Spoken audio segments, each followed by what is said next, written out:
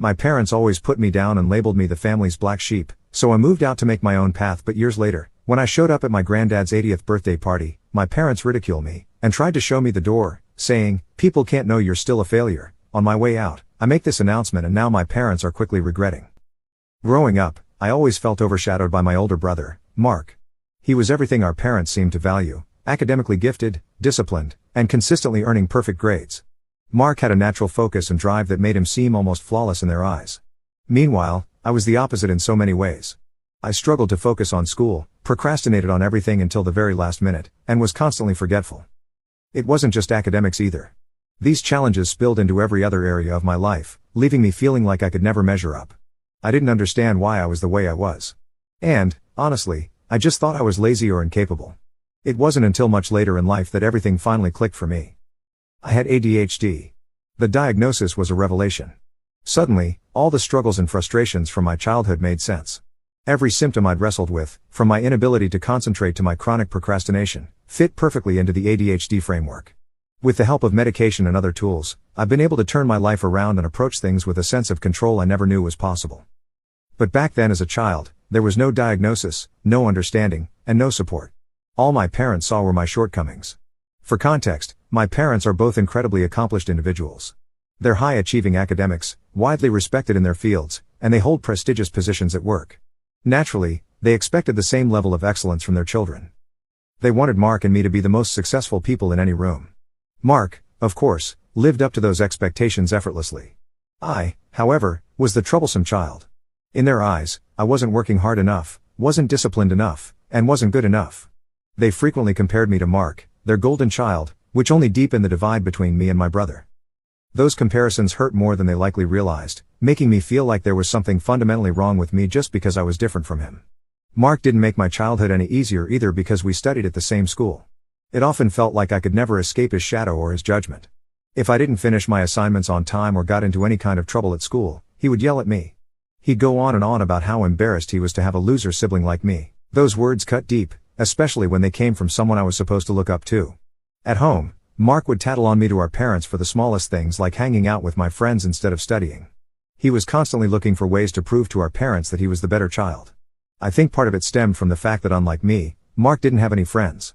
He was a classic know-it-all, always acting superior to everyone else and ready to pounce on anyone who made the slightest mistake.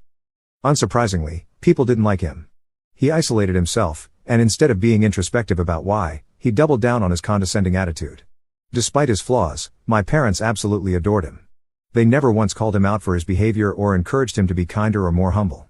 Instead, they celebrated him as if he could do no wrong. They bragged about Mark constantly at family gatherings, at work, to neighbors, to anyone who would listen. Every year, they threw these extravagant birthday parties for him, complete with fancy decorations, guests, and expensive gifts. They made it clear they felt Mark deserved to be celebrated because, in their words, he was the one good thing to come out of their marriage. Can you even imagine hearing your parents say that about your sibling as if you're nothing in comparison? Meanwhile, my birthdays were almost an afterthought. There were no parties, no excitement. Every year, I received the same predictable gift, books. And not the fun imaginative kind of books that kids might actually enjoy. They were always educational books, the kind that screamed, "You need to work harder." When my brother graduated from college, it was a monumental moment for my family. He got into one of the top universities in the country and my parents were absolutely over the moon. They couldn't stop talking about his achievements, boasting to anyone who would listen about how proud they were of him. 2 years later, when it was my turn to graduate, the situation couldn't have been more different. I didn't get into a prestigious university like Mark.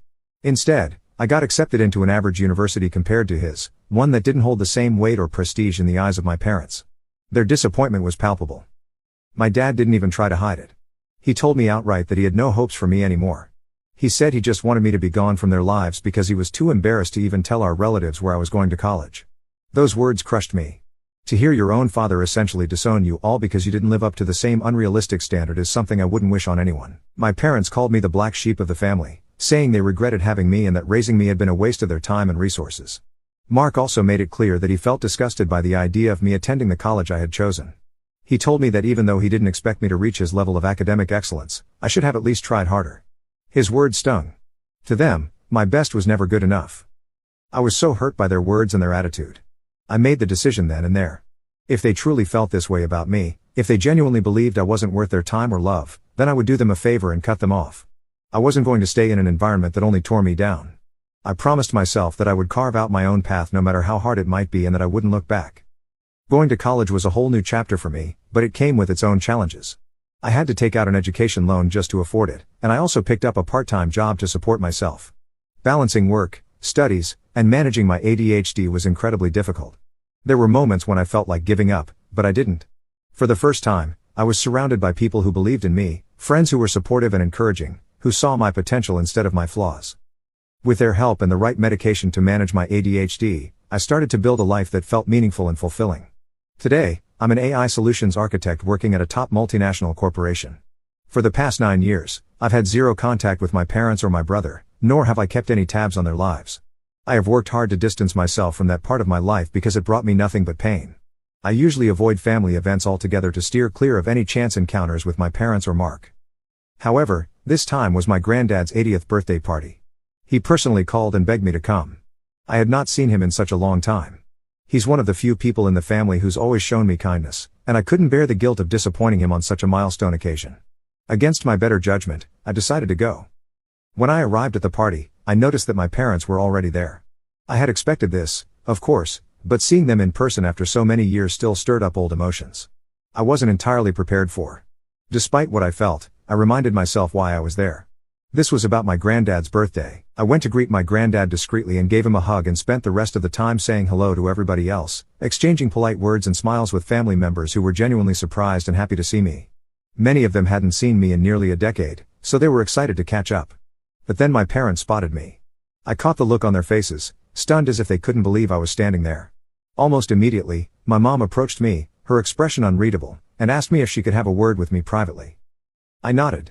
So she then guided me away from the rest of the party, leading us to a more private corner of the venue away from the wandering eyes of the guests. From the very start of the conversation, my parents made it crystal clear that they weren't happy to see me. There was no attempt at pleasantries or even the faintest hint of reconciliation. My mom's first question was blunt and cold. "What are you doing here?" I calmly explained that I had come at my granddad's request and that he had personally asked me to attend his 80th birthday celebration, and I just couldn't ignore him. My dad wasn't satisfied with this explanation. He immediately wanted to know why I had never bothered to attend any of my granddad's previous birthday parties or other family events for that matter, yet had suddenly decided to show up now. Dad taunted me, questioning if coming here for granddad was just an excuse. He asked if I had finally come to my senses and if I was looking for an opportunity to reconnect with them after all these years. His words infuriated me, but I kept my composure. I told them firmly and clearly that I did not want to reconnect with them in any way. It's not like I needed their permission to attend my own granddad's party. If they hated my presence here so much, they could simply go back to ignoring me and leave me alone to mingle with others. However, Dad argued that they wished they could ignore me but that people would then start asking questions to them. He told me that I should have at least given them a heads up so they could have been better prepared to answer questions about me. Honestly, he was acting like I had committed a crime or something. I told him that if anyone asked, they could simply tell them that I was doing very well in life, that I had built a successful career and a very supportive partner. Hearing this, my mom scoffed and said, "Do you honestly expect us to believe that you have a successful career? You didn't even graduate from a decent college, for goodness sake." I felt a rush of anger building inside me. I had built my career from the ground up, overcoming so many obstacles, and yet here she was, dismissing everything I'd achieved with a single sentence. Before I could argue with her, my mom pointed to the door and coldly said, "You should leave. People can't know you're still a failure." I was stunned. Who did they think they were to ask me to leave a party that wasn't even about them? How could they still treat me like this? They were so obsessed with protecting their image and acting holier than thou in front of others. Their hurtful, dismissive words made me realize that they still thought I was the same child they could just control. However, I wasn't the same person anymore. If they were so worried about what people might say, I decided I was going to teach them a lesson they'd never forget. Without a second thought, I pushed past them and walked back to where the rest of the guests were gathered. My granddad noticed immediately that something was off with me and came over to check on me. I didn't hold back. I told him everything. I told him what my parents had said to me, how they tried to kick me out, and how they were still so ashamed of me that they didn't want anyone to know I was even here. Hearing this, my granddad was livid. He assured me that my parents had no right to treat me that way, let alone try to ruin his birthday by causing such drama. He said he'd speak to them on my behalf, but I told him it wouldn't make a difference. What we needed to do was bring the truth to light publicly. Luckily, my granddad agreed with me, so I then raised my glass and gently clinked it to get everyone's attention. The room fell silent, and all eyes turned to me. I took a deep breath, steadied my voice, and started by congratulating my granddad on reaching such an incredible milestone. I thanked him for inviting me and said how much it meant to be there celebrating with him. And then I shifted gears, and I told everyone how nice it was to see so many family members again after so many years. But I also explained why I hadn't been a part of these celebrations for nearly a decade. I'm sure many of you are wondering why I had never shown up to any family event over the years, so I'm going to tell you the truth. It was because of my parents. The truth is my parents have always treated me like I was beneath them, making me feel like I was nothing more than a burden to them over the years. I laid it all out. I told them how my parents had ostracized me and made me feel like I wasn't good enough and how they had labeled me a failure all my life simply because I hadn't lived up to their impossible expectations. I shared how I had paid my own way through college by taking out loans and working part-time jobs without any support from my parents. I made it clear that while I had worked hard to build a life for myself, they had not once reached out to check on me. The room was dead silent as I spoke. Some people exchanged uncomfortable glances while others stared at my parents who looked absolutely mortified. My dad's face was white as I was talking while my mom looked furious. I didn't just stop there. I shared how throughout my entire childhood, my parents had favored Mark, showering him with love, attention, and opportunities while labeling me the black sheep of the family. I explained how their constant comparisons and harsh treatment had alienated me, how they dismissed my struggles with ADHD as laziness, and how they never once tried to understand or support me. I went on to say that now that I was an adult, successful in my own right, I had no expectation that my parents would suddenly embrace me. However, I certainly didn't anticipate that they would go so far as to scold me for attending my own granddad's birthday party, a party I was invited to by the guest of honor himself. It was absurd and hurtful, and I wanted everyone to know just how ridiculous their behavior was. So for all those years when I wasn't at family events, I wasn't being rude or distant. I was protecting myself. I was trying to heal from years of emotional wounds. However, today, when I showed up here for the sake of my granddad, my parents wanted to kick me out. They keep saying that they don't want to answer any questions about me as it makes them feel ashamed about who I am. So this is why I wanted to address this here in front of all of you for once and for all. I'm done hiding. I'm done allowing them to make me feel like I'm the problem. From now on, I'll be attending every family event regardless of whether my parents like it or not. As I finished my speech, my granddad and some of my cousins started to cheer me on. They then came over to give me a hug, showing their support. My parents, on the other hand, seemed frozen in place, unable to come up with any defense for their actions now that the truth was in the open. For so long, they had controlled the narrative, but now everyone could see the reality of who they were and how they had treated me. After that, my parents quickly left, clearly embarrassed, while I stayed behind enjoying the rest of the party by spending time with my cousins and other close relatives. In the days that followed this incident, several relatives had reached out to me, expressing their support and commending me for speaking my truth. Some said it took real courage for me to stand up for myself and call out the unfair treatment I had endured from my parents for so long. A few have even apologized for not recognizing what I had gone through earlier or for not reaching out to me sooner. However, not everyone agrees with how I handled the situation. A handful of relatives feel that I should have kept the matter private, arguing that I went a bit too far by exposing my parents publicly and humiliating them in front of the entire family. So, Reddit, Ida? Update 1. I must say all of your comments have been incredibly kind. I'm genuinely overwhelmed by how many people have reached out to check on my well-being. For everyone asking, I'm doing okay mentally. All throughout my childhood, I became accustomed to my parents treating me like trash. It was painful, and I carried that hurt for so long, but as I've grown, I've learned to stand up for myself. The moment at the party was a culmination of years of pent-up emotions and truths I had suppressed, and honestly, I'm glad I spoke out. I have no regrets about defending myself and finally letting the family know my side of the story. For those of you wondering about where Mark was during the party, he wasn't there. According to one of my cousins, he was on a work trip, which explains why I didn't run into him. And honestly, I'm relieved. If he had been there, he would have likely jumped on my parents' bandwagon and said something nasty to me also. After all, Mark is always quick to criticize and demean me, so his absence was, in a way, a small mercy. Some of you have asked why, during those tough times, I didn't seek financial help from other family members when my parents refused to support me. The truth is, back then, I was young, naive, and easily swayed by their words. When my parents and Mark mocked and insulted me, calling me a failure, belittling my college, and questioning my dreams, I felt deeply ashamed. The thought of airing our dirty laundry to others back then and potentially facing more rejection was mortifying to me. I was also proud, so I made up my mind to handle everything on my own, no matter how difficult it was. When it comes to my granddad, I need to emphasize that he has always been supportive of me in his own way. Financially, he hasn't been very stable, so I couldn't have relied on him to help with my college expenses. However, his emotional support has been invaluable, and he's always believed in me and understood the dynamics between me and my parents. He knows the whole story, every bit of it, and he's never judged me for cutting ties with my parents. In fact, I'm deeply grateful to him for giving me the opportunity to speak at his party and for standing by me when I decided to expose my parents for who they truly are. Anyway, since that moment at the party, I've heard from multiple relatives that my parents are facing serious backlash from people who were horrified to learn how cruel they had been to me. Many of these relatives had no idea about the extent of their behavior because my parents had always gone around painting me as the problem child. Clearly, they have created this narrative to protect their own image while sweeping their toxicity under the rug. Now that the truth is out, it seems their facade is finally starting to crumble. I can only hope that this public embarrassment will serve as a wake-up call for them. Maybe, just maybe, they'll reflect on their actions and come to their senses. But even if they don't, I've said my piece and I feel a sense of closure. Update 2. So Mark reached out to me this week. He heard from our parents and relatives about what happened during the party, so he called me. As soon as I picked up the phone, he started yelling at me, furious about what had happened. He said he couldn't believe that I had the audacity to expose our parents publicly. He claimed that I was only doing this to cause drama and that my actions were selfish. According to him, I had no right to air our family's dirty laundry in front of everyone, especially when my parents had spent years trying to move on and live their lives without me. He kept going on about how I was ruining the fragile peace that had been established and that I should just let it go and move on instead of dredging up the past. He asked me, "What do you want from them? An apology? Really? For what? Just because they didn't pay for your college fees? You want an apology because they were disappointed in you? An apology because they always pushed you to be better? An apology because they wanted the best for you?" I couldn't help but scoff at him. Mark had always been the one to side with our parents, no matter how badly they treated me.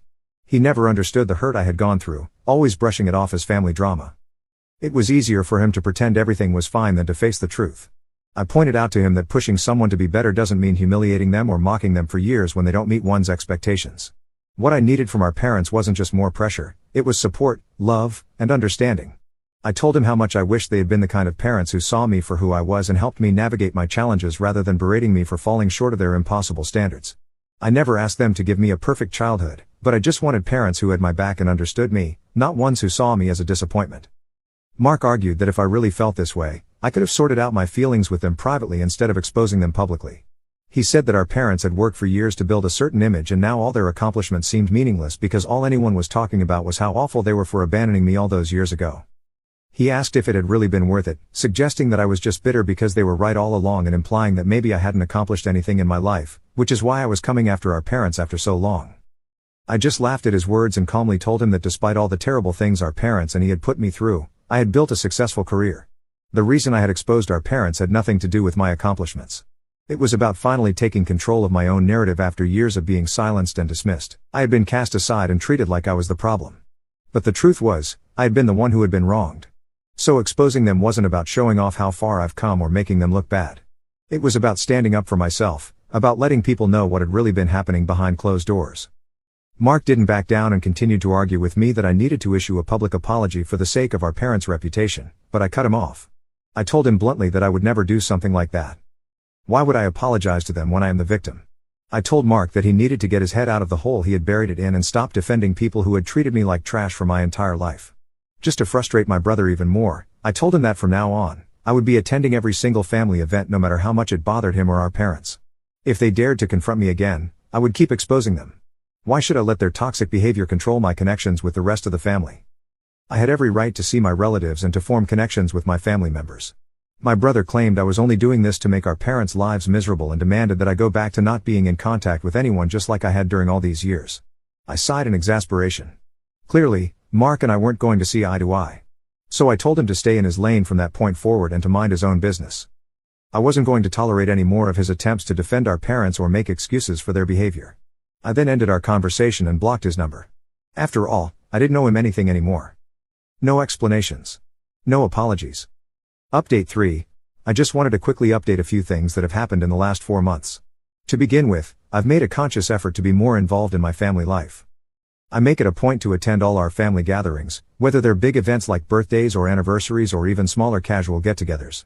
Beyond that, I've also been spending more time with my granddad, making sure to visit him regularly and check in on how he's doing. Additionally, I've been hanging out with my cousins more often. Whenever we come up with plans, whether it's just grabbing food, watching a movie, or spending time together doing something fun, I make it a priority to join in.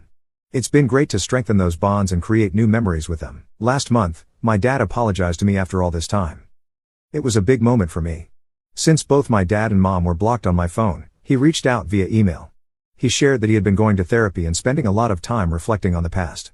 He admitted that he and my mom had, in some ways, favored my brother over me and tried to justify it by saying that because he and mom grew up in strict academically focused families, they had always expected me and Mark to meet the same high standards.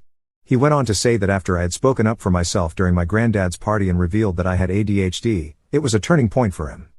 He admitted to doing his own research afterward and came to realize that I really did have ADHD. He confessed to feeling guilty for not recognizing the signs earlier and for failing to support me as a child when I needed it most. In the email, he also wrote how he had been quietly following my career over the past few months through LinkedIn. He said he was really proud of the things I've accomplished. He also mentioned my mom at the end of the message. While he said she's aware of my achievements too, he acknowledged that she's a very proud woman and will probably need a little bit of time before she's ready to come around and offer her own apology. Honestly, I'm still shocked that my dad wrote all of that to me. If only he had been this understanding while I was growing up, my childhood could have been so much different. That said, despite his email, I haven't unblocked him or my mom. I'm still not ready to forgive them.